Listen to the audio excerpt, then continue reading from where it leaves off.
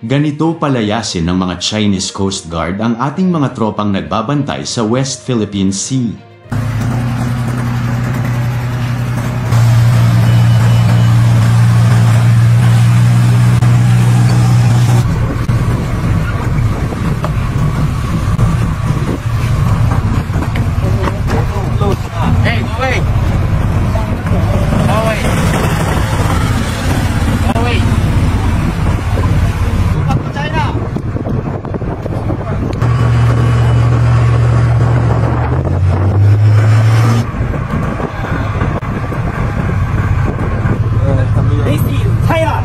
Go back to Philippines. No, go out. China. This is not China. This is not China. This is the Philippines.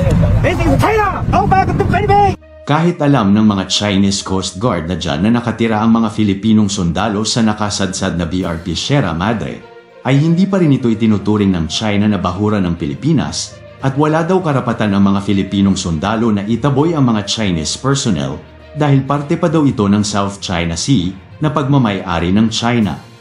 Kaya ang mga Filipinong sundalo na nagtaboy sa mga bangka ng Chinese Coast Guard ay wala nang nagawa at sila na lang ang umuwi dahil hindi sila pinakinggan ng mga ito.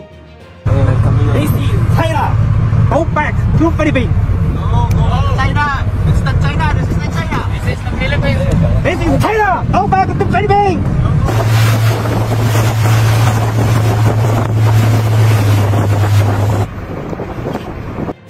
Alam naman natin na ang West Philippine Sea ay sa Pilipinas talaga, pero hindi ito kinikilala ng China, kaya wala tayong magagawa kundi lumaban at hindi tayo papayag na basta na lang angkinin ng China ang ating sariling karagatan. At panahon na siguro para gamitin na ng Pilipinas ang Mutual Defense Treaty para magkaroon na ng obligasyon ang Estados Unidos na tulungan tayo, at para na din manahimik na ang China sa panghihimasok nito sa mga karagatan ng Pilipinas.